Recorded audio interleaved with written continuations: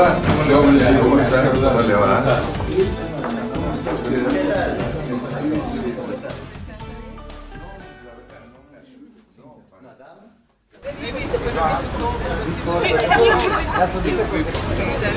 Have that moment. Claro, no, mucho mejor con el abrigo. And you've got your papers. Ya, Now look.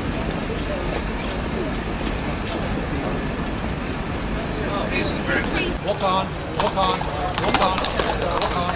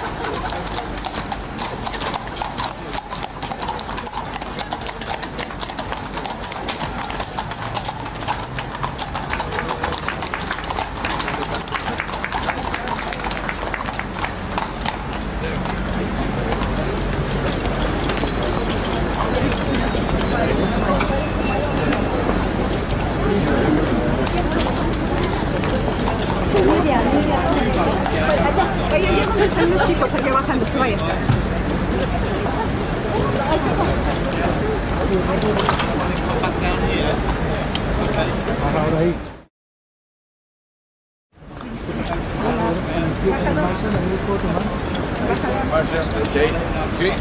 Quite quickly, please. We don't want to hold up the traffic in all directions. The whole of central London. Okay, muy bien. Ya.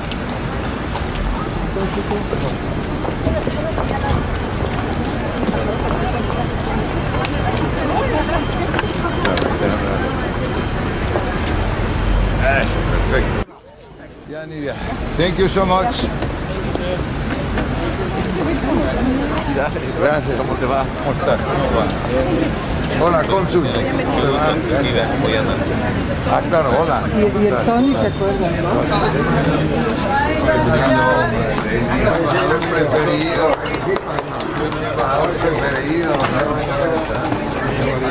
Gracias. We're not last duty? Oh, no. I'm not. 4 weeks ago.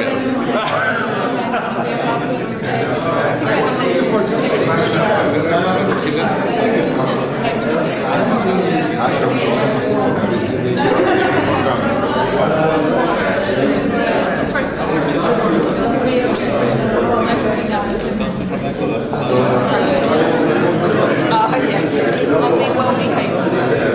Have you recovered?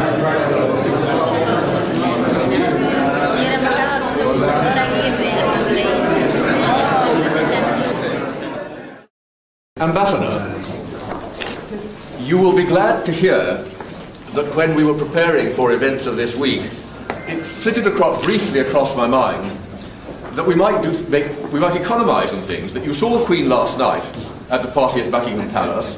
It suddenly crossed my mind that we might say, well, why don't we have the presentation of credentials at that moment? And you would have the entire diplomatic corps around you to see it done.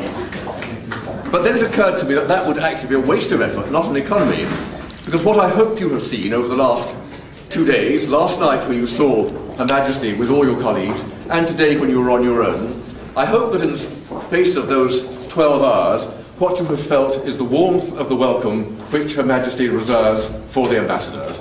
She is always extremely glad to see you and to deal with you, and I hope that you will feel that has set the tone for the rest of your time here in London, and that you will feel that during the day's work, which all of us, all public servants, ambassadors and others, we have days of routine and days when nothing much seems to happen. But I hope that you will see it against the backdrop of a message of real warmth and welcome from the head of state, who is delighted that you're here in her country. On her behalf, it gives me great pleasure to toast a warm welcome to you, and of long life and health and happiness to your president and to the people of your country. To Ecuador. Thank you so much. Your Excellencies, Marshal of the Diplomatic Corps, dear colleagues and friends, I should start today by mentioning my satisfaction at the opportunity given to me by the President Rafael Correa to represent the government of Ecuador as ambassador and plenipotentiary at the Court of St. James in one of the most active, important, and beautiful cities of Europe. The presentation of my letters of credence to Her Majesty the Queen Elizabeth II in a traditional and solemn ceremony constitutes a fact that, institutionally, fills me with pride, with it at more personal level. It is an event to be always remembered. While the world is living a time of change, Ecuador lives a change of times. Now I have the honor of representing a revolutionary government that, day by day, is transforming the country. This process started with the approval of a new constitution, one of the most advanced in the Western world, which was sanctioned in 2008, first by the Constitutional Assembly and then by the majority of the Ecuadorian people through a referendum.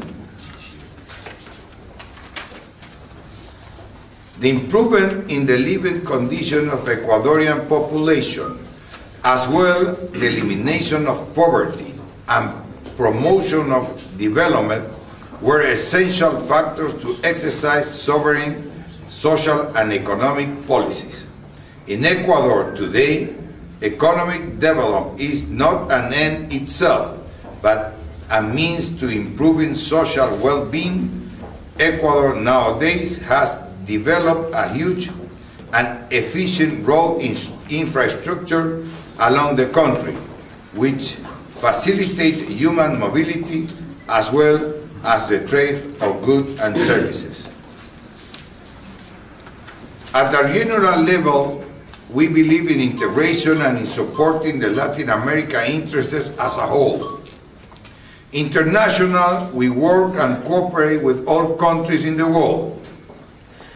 On this continent, President Correa visited Germany, Italy, and Spain early this year, as well as Russia, Belarus, and France a few weeks ago.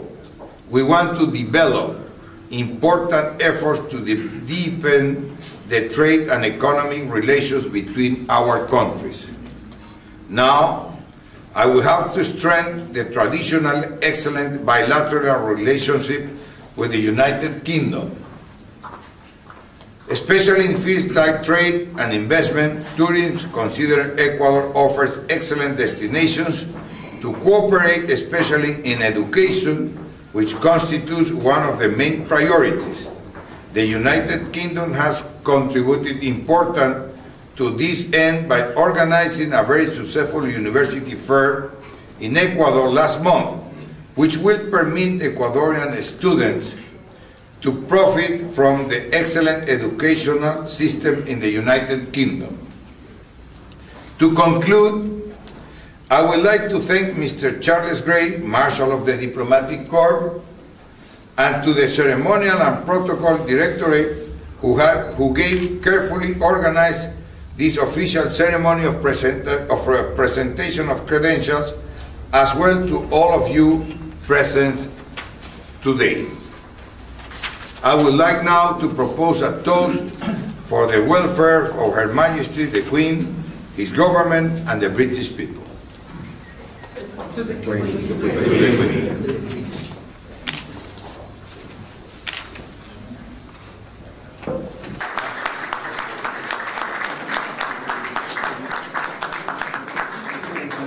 Make so much conversation, so I try to follow the conversation of this. Look at that.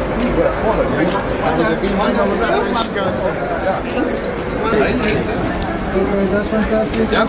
Excellent camera. Fantastic. Very beautiful. Fantastic. Wow. Are we all?